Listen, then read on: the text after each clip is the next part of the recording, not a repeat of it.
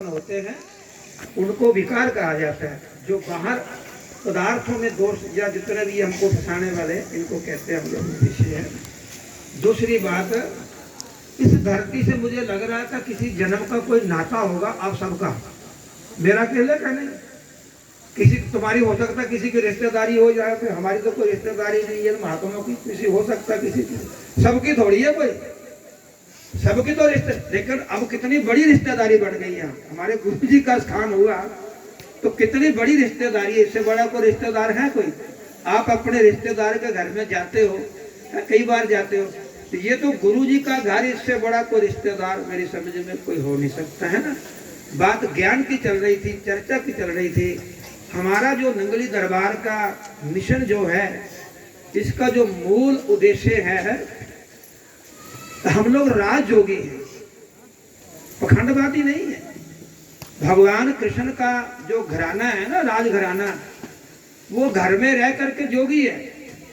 संसार को त्यागना नहीं, संसार को त्याग करके जंगल में जाओगे, फिर संसार तो तुम्हारे अंतःकरण में, मन में बसा हुआ है। फिर वहां तुम्हें मकान की जरूरत पड़ेगी, वस्त्रों की जरूरत पड़ेगी, और खाने के लिए भोजन की जरूरत पड़ेगी। जिन पदार्थों को तुम छोड़ करके संसार से जंगल में जाते हो, तो वो चीजें तो फिर तुम्हारा पीछा नहीं छोड़ती। इसलिए भगवान कह रहे हैं कि आप घर में रहो, घर में रह करके अनाश्रिता कर्म फलम कार्यम कर्म करोति जा। भगवान कह रहे हैं अनाश्रिता कर्म फलम कार्यम कर्म करोति जा, सा सन्यासी चा योगी जाना निरगनी नाचा क्रिया। भगवान कह रहे किसी को त्यागना नहीं है। कोई घर मकान परिवार माता पिता बहन भाई त्यागने की जरूरत नहीं है। अगर यदि त्यागना ही है तो आप कर्म के फल की इच्छा को त्याग दो। जो जैसे छोटे बच्चे कर्म करते हैं, खेलते हैं, सब कुछ कर रहे हो, खा रहे, सो रहे, उठ रहे, सब कुछ कर रहे हैं, लेकिन उनमें उनकी अटैचमेंट, आसक्ति नहीं। मम्मी ने कहा चल बेटा, फट से सब कुछ छोड़ा, गोद में उठा, चल दिया कलकत्ता का। उसकी सारी दुनिया उसकी मम्मी के गोदी में है ना। उसको कोई याद भी नहीं आता, घर पिछला याद भी नहीं आता। उस बालक की तरह संसार में रहो, जैसे बालक संसार में रहता है। ब्राह्मणाधाय कर्माणि संगत पत्ता क्रोति या लिप्ते नासा पापे ने पदम पत्रम इम्बसा। भगवान कह रहे जैसे जल के अंदर कमल का फूल रहता है, कमल का फूल ज्यादातर कीचड़ में खिलता, हमारे वहां बहुत होते हैं। जितना कीचड़ होगा उतना कमल का फूल बड़ा होता खिलता है। लेकिन कमल में विशेषता, ये कुशवाहा जी कमल जी बैठे हैं, डॉक्टर जी, इनकी बात ही कर रहा हूँ। धोती में तो लग रहे महापुरुष संत, जब इनके दफ्तर जाओगे तो डॉक्टर साहब कहाँ है जी, है ना। इनको मतलब संसार में रह करके संसार से अलग है ना। तो भगवान कह रहे कि ब्राह्मणादाय कर्माणि संगत पत्ता क्रोति या लिप्ते नासा पापन पदम पत्रम इम्बसा। जैसे जल के अंदर कमल का फूल रहता है, खुराक भी जल से लेता है, रहता भी जल से है, और जल से न्यारा रहता है।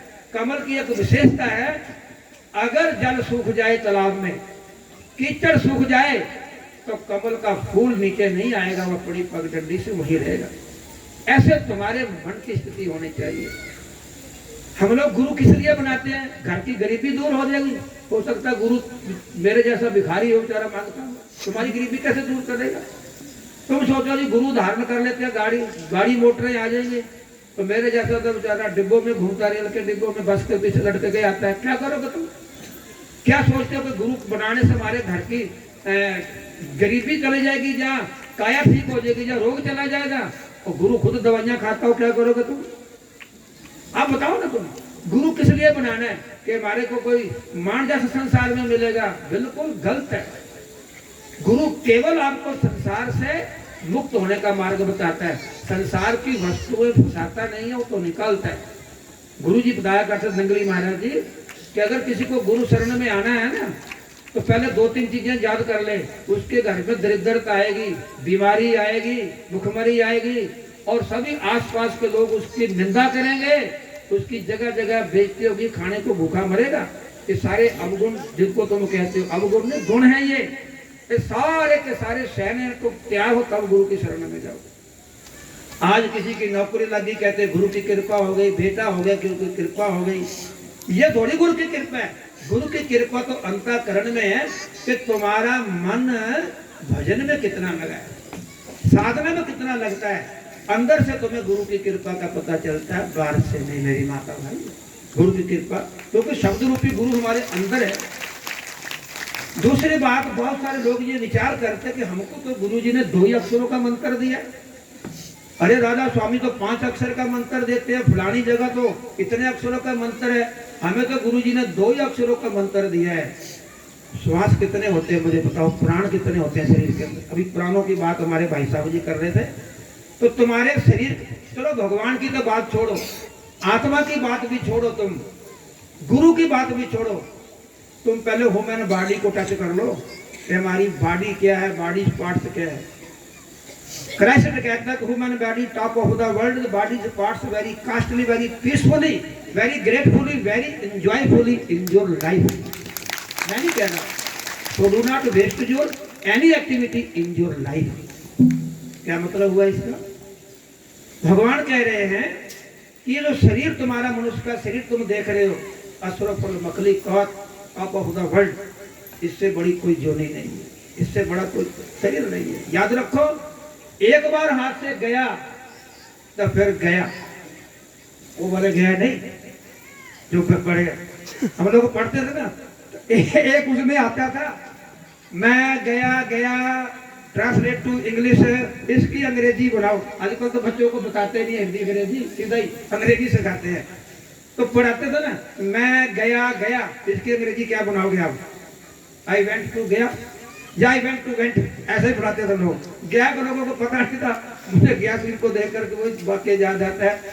तो टीचर कहता था नहीं भाई, गया तीर्थ है, मैं गया, आई वेंट टू गया मतलब मैं गया, 2 अर्थ इसके हो जाएंगे।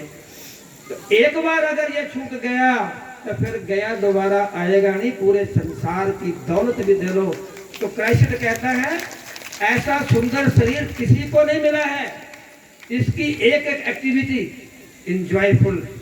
वर्ल्ड का एक ही जोनी है, एक ही शरीर है। मनुष्य जो हंस सकता है, पशु रो सकते हैं, अगर बहुत कुत्ता बड़ा खुश होगा, पूछ ला के तुम्हारा मुंह, हमारा मुंह छाट लेगा, लेकिन मुस्कुराने की कला उसमें भी नहीं मेरी माता। घर के मेरे आश्रम में बिल्ली और कुत्ते रहते, दोनों आपस में इकट्ठे सोते, इकट्ठे लड़ते।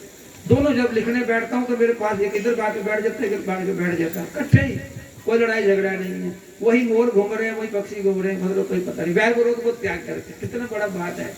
बच्चों को उनको पाला गया है, और आदमी में कितना। अच्छा, अब शिव परिवार को देखा कभी? भगवान शंकर जी के परिवार को देखो। माँ भगवती का वाहन शेर और शंकर जी का नंदीगण, दोनों आपस में बैर। कार्तिक जी का वाहन मोर और अपने गणेश जी का चूहा, दोनों आपस में बैर। एक ही परिवार में रह रहे, अपोजिशन दोनों में कितनी है। हम लोग एक ही परिवार में, एक ही माता पिता बहन भाई सब, फिर भी हम नहीं रह सकते। क्या सिखाती है प्रकृति हमको? तो भगवान कह रहे हैं कि शरीर इतना कीमती है, इतना कीमती है, हंसने की कला इसमें है। इसमें जो चिंतन करते हो आप उसको करके दिखा सकते हो। आप कुछ भी कर सकते हो, जो आप सोचोगे वो आप कर सकते हो। इसके अंदर इतना ज्ञान, विज्ञान तृप्त आत्मा, इसके अंदर इतना ज्ञान छिपा हुआ है। आप चाहो, देखो हमारे ऋषि मुनियों ने ग्रंथ लिख दिए हजारों साल वर्षों पहले। भागवत जैसे ग्रंथ के अंदर लिखा है कि सूरज की धरती से चंद्रमा की लंबाई कितनी है? 3,95,000 किलोमीटर, 95,000 किलोमीटर है। वैज्ञानिकों ने सिद्ध कर दिया। जो कुछ चांद पे कैसे गए होंगे लोग, वो आपको पता नहीं है। जितनी भी रिसर्च होती है ज्ञान विज्ञान की, गीता के आधार से और हमारे वेदों के आधार से होती है। क्योंकि हमारे वेदों में ग्रहों की दशा, ग्रहों की चाल, ग्रहों का स्वरूप, ग्रहों का रंग, किस ग्रह की कितनी दूरी है किससे, ये सारा कुछ लिखा हुआ है। आपको पता होगा आपके बिहार के अंदर नालंदा यूनिवर्सिटी में कई लाख ग्रंथ थे, कई लाख ग्रंथ थे। इन मुगलों ने जला दिए, जो जलते जलते 6 महीने तक उसका धुआं निकलता रहा। कितने बड़े ग्रंथ हो गए। आज उस वक्त 7 लाख से ज्यादा गुरुकुल थे भारत के अंदर, 7 लाख से। आज कौन से स्कूल है तुम्हारे? Convent school. कॉन्वेंट का अर्थ क्या होता है जरा जी? मैंने कन्वर्ट करना, किसी को बदलना। और सर हम कह रहे हैं कि हम तुम्हें बदलेंगे, तुम्हारी किसी संस्था को मिटाना है, किसी की संस्कृति मिटानी है, किसी के संस्कार मिटाने हैं, तो उसकी एजुकेशन बदल दो। सबसे पहली बात, उसकी एजुकेशन बदल दो। आप जितने बैठे हैं, किसी को हनुमान चालीसा पूरा आता है, किसी को पूरे रामायण के बारे में ज्ञान है, किसी को भगवान के वंश के बारे में ज्ञान है, हमारे देवता कितने कोई ज्ञान है, पंचदेव हमारे कौन है कोई ज्ञान है, पता ही नहीं है किसी को। हम लोग कन्वर्ट हो गए किसमें, अंग्रेजी। मेरा बच्चा, और रक्षा चलाने वाले तो कहते हैं कि मेरा मुंडू अंग्रेजी स्कूल में पढ़ेगा। अंग्रेजी पढ़ गए तो बहुत बड़ी बात हो गई क्या?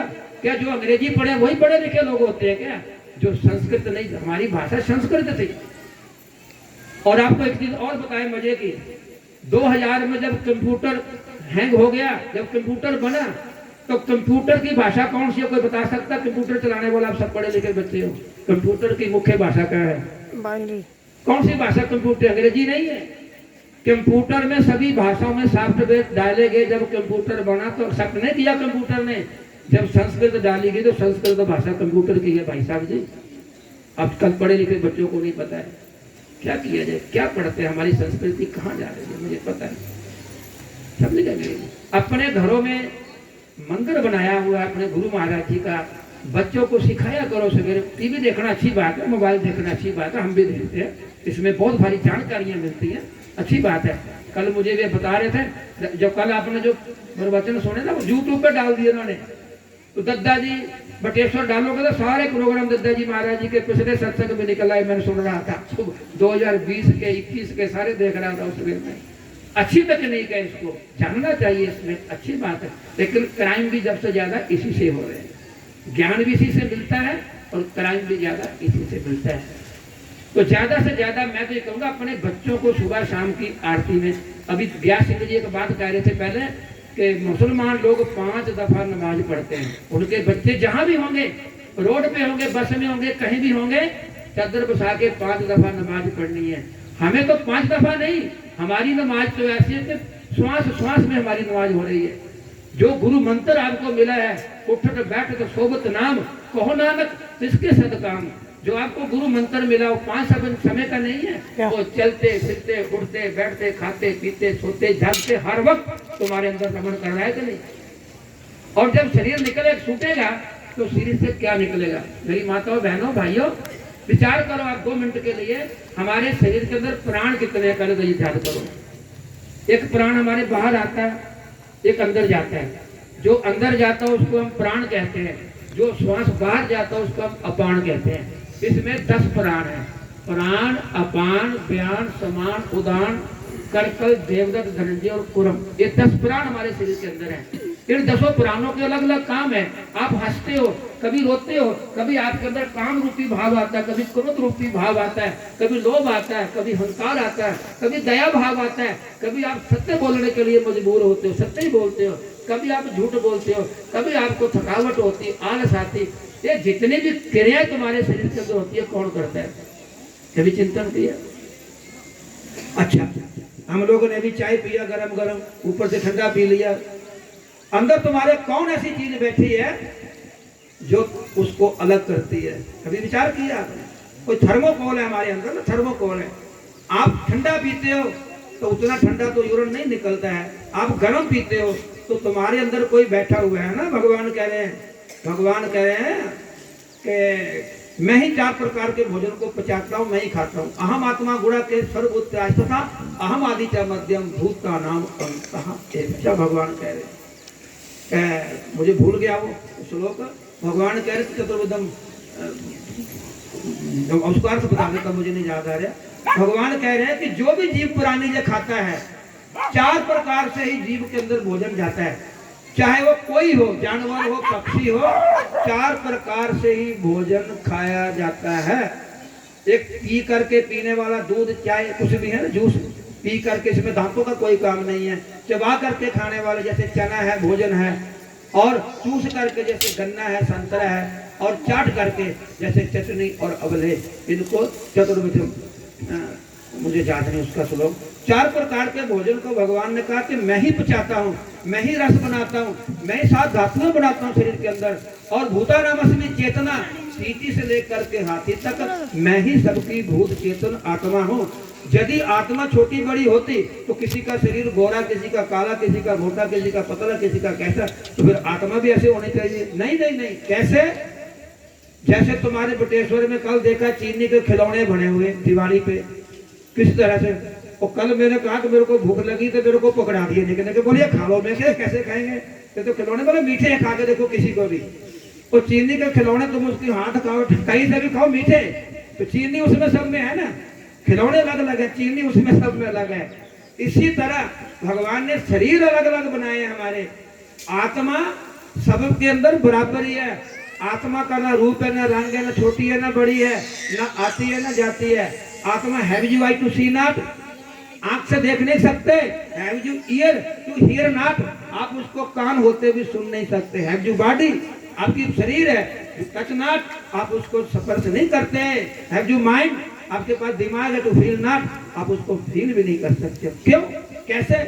केवल फीलिंग फॉर फीलिंग सब्जेक्ट, आप उसको अनुभव कर सकते हो। जैसे भूख लगी, आप दिखा सकते हो कितनी लगी। आपको दर्द हो रही है, दिखा सकते हो? नहीं दिखा सकते। हाँ, दर्द हो रही है, आप तड़पोगे, मैं कहूँगा पखंड कर रहे हैं। ऐसे पत्थर मार दोगे मेरे शरीर में भी, जहां आपके हो रही है, तो मैं भी कहूँगा मेरे भी हो रही है। अब मुझे पता चलेगा कि आपने मारा, तो अब पता, हाँ भाई हो रही है। ये कह रहा है झूठ बोल रहा है, इसको भी मार दो, उसको पता चलेगा कि हो रही है।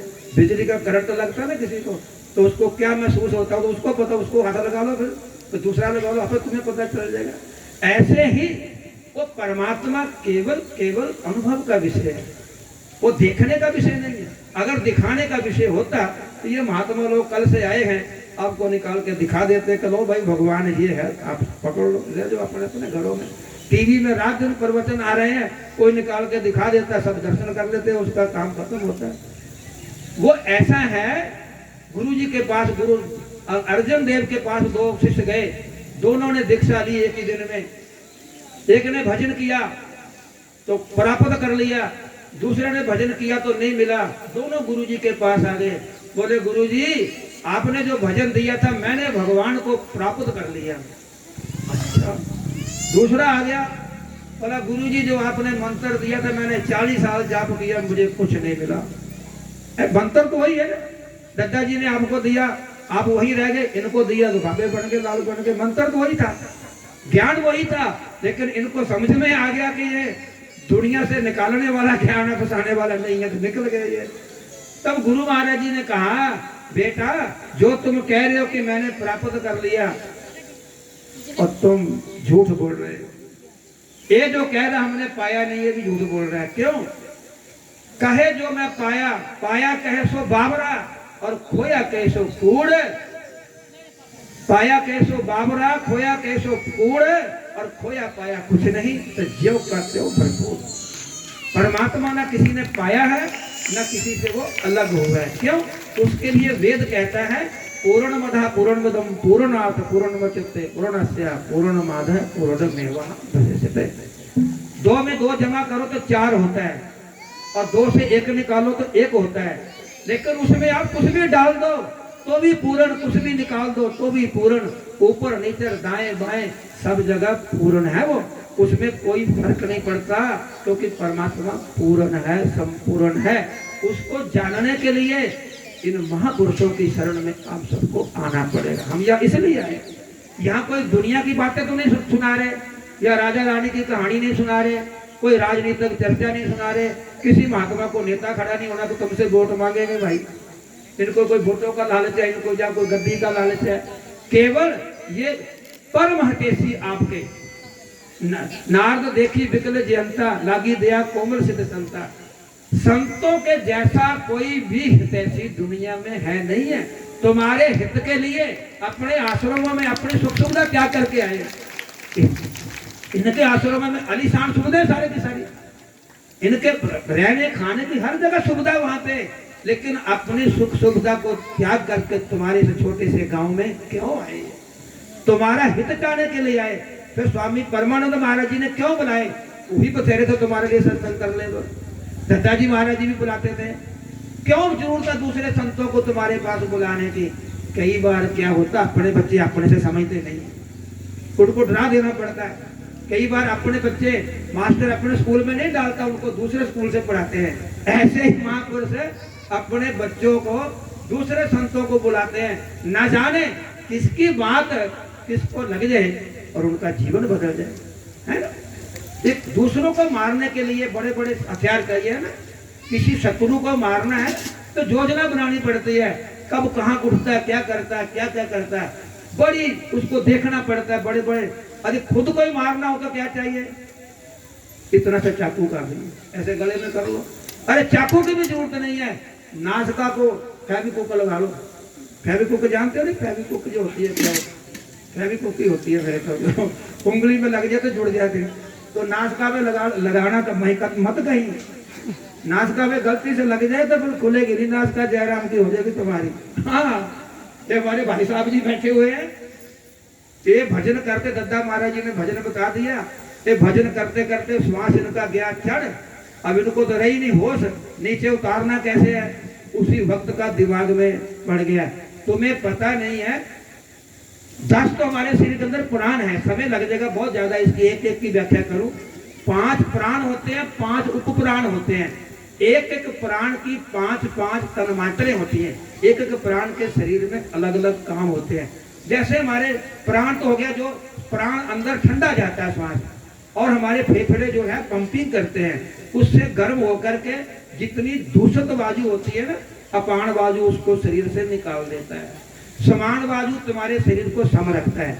हम जब पैदा हुए थे तो इतने बड़े थे क्या, इतने बड़े तो नहीं थे ना, नहीं थे, ये तो मानते हो, लेकिन समान वायु के चलते आपको लगता है जैसे कल से आज ऐसे है, ऐसा है नहीं है। जब भी changing for every time in your life, आपकी चेंजिंग होने जाए एक एक मिनट में। जो विचार आपके सुबह थे अभी नहीं है, जो अभी विचार है घर जाके नहीं होंगे, कल नहीं होंगे। आप बता सकते हो कोई, हम भी जितने बैठे हैं, हम 1 घंटे के बाद क्या बोलेंगे, हमारे साथ 1 घंटे में क्या होगा, हम बता सकते हैं कोई। लेकिन कुछ ना कुछ होगा, कुछ ना कुछ होगा, लेकिन हमको पता नहीं है। क्यों कि चेंज हो जाएगा। आज तुम सब यहाँ बैठे हो, कल इस टाइम यहाँ कोई नहीं होगा, 2 दिन पहले यहाँ कोई नहीं था ऐसे। तो चेंजिंग फॉर एवरी टाइम, जीवन परिवर्तन संसार का नाम है। संसार संस्कृत का शब्द है, संसार का अर्थ ही होता है सरकना। अरे थोड़ा और सरक जा परे, कहते हैं सरक जा। संसार का मतलब होता है जो शने शने सिरक रहा है, मतलब खिसक रहा है, थोड़ा चेंज हो रहा है, उसी का नाम संसार है। इसी तरह हमारे मन के अंदर विचार सरक रहे, चिंतन कर रहे हैं। आप जितने बैठे हो, जरूरी नहीं कि सबके अंदर एक ही संकल्प हो रहा है, जरूरी नहीं है। आप कुछ और चिंतन कर रहे हैं, ये महापुरुष को और चिंतन कर रहे हैं, मैं कुछ और चिंतन कर रहा हूँ। भगवान ने यही तो पर्दा रखा है।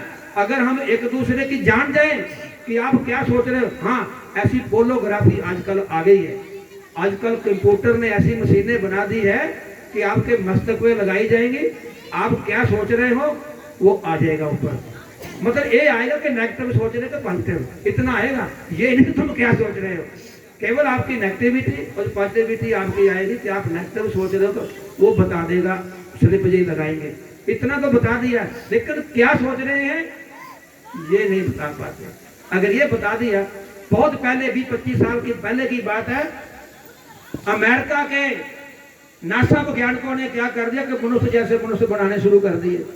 मानव क्लोन लेकर के दूसरे के शरीर से मांस लेकर के आदमी की तरफ दूसरा आदमी बनाने का तैयार कर दिया, और पूरे वर्ल्ड के देशों ने उस पर साइन किए। कुछ देशों ने कहा तो बहुत बड़ा झगड़ा हो जाएगा, नहीं मेरे पति जैसे 2 पति और बन जाएंगे तो रोज लड़ाई नहीं होगी क्या, मेरे बेटे जैसे 2 बेटे बन जाए, बाप जैसे 2 बाप बन जाए तो झगड़ा नहीं होगा। संसार में परमात्मा का निजम ही बदल दिया इन्होंने, तो निजम ही बदल दिया। हम कहते थे जन्म मरण भगवान के हाथ में है, आपको पता नहीं है, मरने के बाद भी 20 मिनट के तक हमारा हार्ट काम करता है, और आंखें जीवन भर काम करती है, फेफड़े 72 घंटे तक काम करते रहते हैं, तभी तो एक दूसरे की किडनी एक दूसरे को ट्रांसफर करते हैं हम लोग।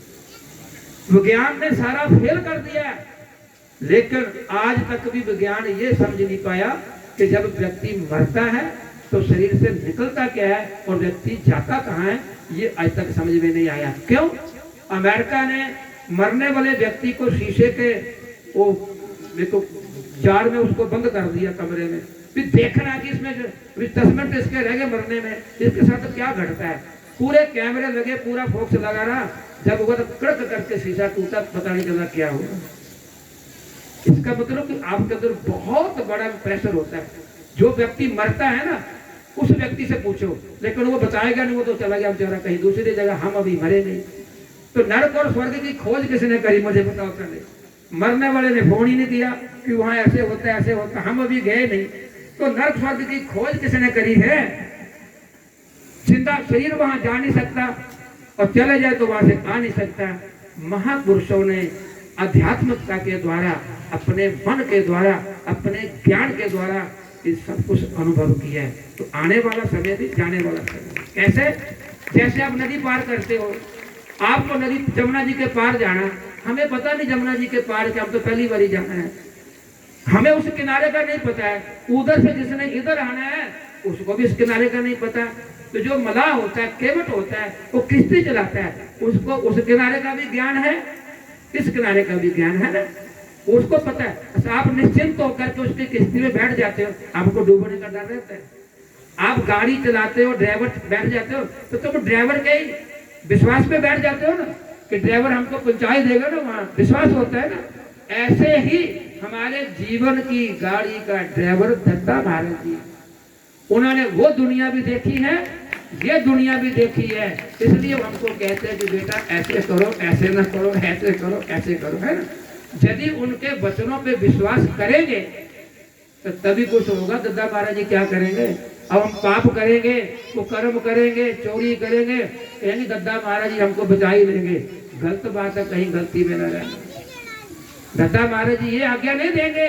दद्दा महाराज तो ये कर, दद्दा से होगा क्या? करेंगे तो जरूर। हमारा लड़का चोरी जारी ठगी करेगा और मैं अच्छे पद पे हूँ, कहीं अच्छा मिनिस्टर हूँ, मैं छुड़ा तो लूंगा अपना बच्चा, पर बेइज्जती मेरी भी होगी ना कि इतने बड़े अफसर का आदमी, मिनिस्टर का आदमी ऐसे काम करता है, तो बेइज्जती किसकी होगी? मेरे माता पिता की होगी। दद्दा महाराज जी जमराज से छुड़ा कर तो हमको ले ही आएंगे, ये तो आप गारंटी है, ये तो गारंटी है कि जितने भी गुरु मुख हैं ये नरक में तो जा नहीं सकते। क्यों? तुम्हारे यहाँ भारत सरकार का भी नियम है, पूरे वर्ल्ड की सरकारों का नियम है, अगर कोई वीआईपी बंदा आदमी गलती करता है तो उसको सजा होती है। और जेल के अंदर भी मेरी माताओं बहनों वीआईपी सुविधा होती है, वहाँ टीवी होगा, अखबार होगा, डॉक्टर होगा, नौकर चाकर होंगे, सारी वीआईपी सुविधा होगी। लेकिन कोई हमारे जैसा होगा तो बेचारे को डाल देंगे मछुआरे वाली कोठी में, क्योंकि उनका है नहीं कोई भी छानकर। अभी एक भक्त जी बड़ी अच्छी बात कह रहे थे कि भगवान कृष्ण अर्जुन कह रहे हैं कि अगर किसी का योग पूरा नहीं हुआ, मान लो कि भक्ति करते करते पथ भ्रष्ट हो गए, अर्जुन कह रहे हैं कि प्रभु उसकी क्या गति होती है? तो भगवान ने कहा है ऐसी ने कुले भक्ति धीमताम श्रीमताम गृहे। अगला जन्म, जैसे छोटे छोटे बच्चे जहाँ आए हुए हैं, ये पिछले जन्म के भगत है, 80-80 साल के बूढ़े घर में ताश खेल रहे हैं बैठ करके, पेड़ के नीचे बैठ के गप्पे मार रहे घर में, वो नहीं आएंगे कथा में, क्योंकि उनके कर्म ही नहीं है आने के। वो पिछले जन्म में भी वही थे, अभी भी वही है। लेकिन ये जो बच्चे यहाँ आए हुए हैं, मैं मानता हूँ कि इनके पूर्व जन्म के संस्कार उदय हुए हैं, जो बचपन से इनको संतों की शरण, संतों की गोद और संतों के दर्शन हो रहे हैं।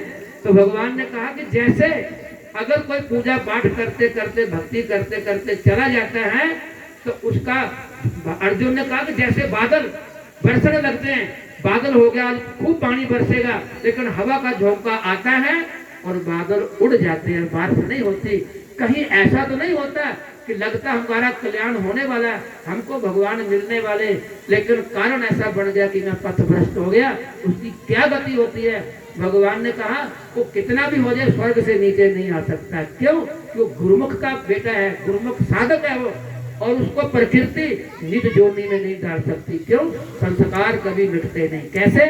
जैसे धरती के अंदर बीज, अभी सर्दियां आ गई, आप गेहूं बीजोगे, सरसों बीजोगे, धान कट गया, बाजरा कट गया, अगले साल जब समय आएगा तो खेतों में अपने अभी चरी बाजरा हो जाएगा, तुम्हारे घरों में बीज सड़ जाएगा, मगर धरती माँ की गोदी में बीज सुरक्षित रहता है। इसी तरह हमारे अंतःकरण में हमारे कर्मों का बीज सुरक्षित रहता है, चाहे कितने भी जन्म हम क्यों ना ले ले, वो जन्मों का बीज रहता ही है। उस बीज को समाप्त करने के लिए गुरु मंत्र है मेरी माता में, इसलिए गुरु मंत्र, और कोई बात नहीं। गीता में भगवान कह रहे हैं देखो आपको कुछ नहीं करना है, आपको कुछ नहीं करना है, जो काम हो जाए होने दो, आपको भजन भी करने की जरूरत नहीं है, श्वास तो आपका ऑटोमेटिकली चल रहा है, केवल आपको ध्यान रखना है। नैव किंचित करोमिति युक्तो मन्ये तत्त्ववित् पश्येन स्वयं स्पर्शन ग्रहण उन्मेषयसि इंद्रियाणि इंद्रियतेषु वर्तन्ते इति धारणा। भगवान कह रहे कैसी धारणा बनाओ, जैसे एक मशीन चलती है, फैक्ट्री चल रही है, माल का मकान, उसका फैक्ट्री का मालिक बैठा कुर्सी पे सब देख रहे हैं, सब कुछ आपको ऑटोमेटिकली मशीनें आजकल कर रही हैं। बोले इसी तरह इस शरीर रूपी फैक्ट्री में तुम बैठ करके देख रहे हो, आंखें झपक रही हैं, कान सुन रहे हैं, जीवा बोल रही है, हाथ पैर हिल रहे हैं, मन चिंतन कर रहे हैं, सारा कुछ शरीर के अंदर हो रहा है। तुम दृष्टा बन के अपनी सारी क्रियाओं को देखते रहो। अगर तुम ही कर्ता बन गए तो भोक्ता बनना ही पड़ेगा। समझे मेरी बात। ये बैग किसका है जी? मेरा। एक कमंडल किसका है जी? मेरा। पकड़ा गया पुलिस ने, इसमें निकल गया 2 नंबर का माल, चर्च निकल गई, फीम निकल गई, क्या होगा? तो कौन पकड़ा जाएगा? मैं।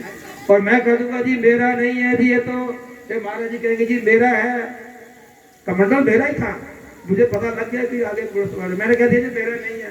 तो बाबा कहते कमंडल बहुत महंगा जी, मेरा फंस गया ना ये मेरा कहने में। हाँ, मेरे साथ एक ऐसा बार हुआ, दिल्ली से जा रहा था बस में, एक आदमी कपड़े का थान रखा हुआ ऊपर छत पे, वो छापा पड़ गया, जो पड़ते हैं पुलिस वाले, सोनीपत पता नहीं कहाँ रास्ते में, वो आदमी निकल करके चला गया सीट से। मैंने कहा कपड़े इसके रह गए, गठरी की गठरी। तो उसने भी देख लिया, बस आगे चल दी, आगे जाके पुलिस वालों ने घेर लिया। एक आदमी शरारती बैठा था, वो कहता जी हमारा है, कहता बिल दिखाओ, वो फंस गया। कहता नहीं वो तो किसी का, बोले चल उतर नीचे।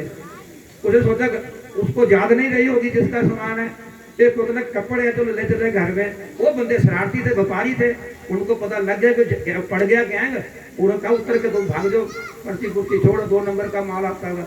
वो बहुत मेहनत करी, लेकिन उसने पुलिस वालों ने पकड़ कर कहा कि मेरा है। समझ रहे मेरी बात को? हमने गुरु महाराज से मंत्र लिया था, तो हमने कहा था कि तन मन धन आपको अर्पण करता हूँ।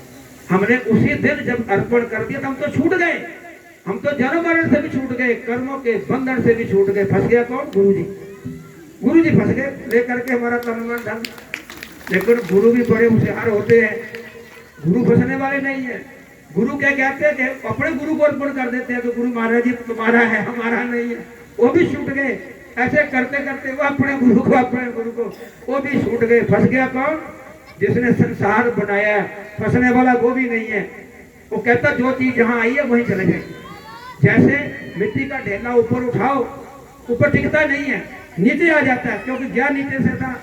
समुद्र से पानी बाष्पीकरण बन के कहाँ जाता है? पहाड़ों में बर्फ बन जाती है, तो टिकती वहां भी नहीं है। फिर गर्मी पिघल करके फिर नीचे कहाँ आता है? समुद्र में। आप अग्नि जलाते हो, लाइट कहाँ को उठती है? धुआं कहाँ को उठता है? ऊपर, क्योंकि उसका डेस्टिनेशन कहाँ है, उसका अधिष्ठान कहाँ है? सूरज। सूरज गर्मी का स्रोत सूरज है ना, तो वो भी अपने स्रोत को ढूंढता है। इसी तरह मेरी माता बहनों भाइयों, हमारे मन का जो स्थान है वो आंखों से ऊपर है। भगवान कह रहे हैं मम वंशो जीवलोक के जीभूता सनातना मनस्थानी इंद्रियाणी प्रकृति। मन ब्रह्म की अंश है, आंखों से नीचे नीचे इंद्रियों में विषय है। जब तक तुम्हारा मन आंखों से नीचे इंद्रियों का चिंतन करेगा, इंद्रियों का संबंध संसार से है, संसार का संबंध विषयों से है, इसका निकलना मुश्किल है। इसलिए आपका मन गुरु मंत्र में लगा रहेगा तो संसार में रह करके भी आप संसार से न्यारे हो जाएंगे। जो हो एक छोटा सा भजन अभी लेकर आता हूँ बैठे बैठे।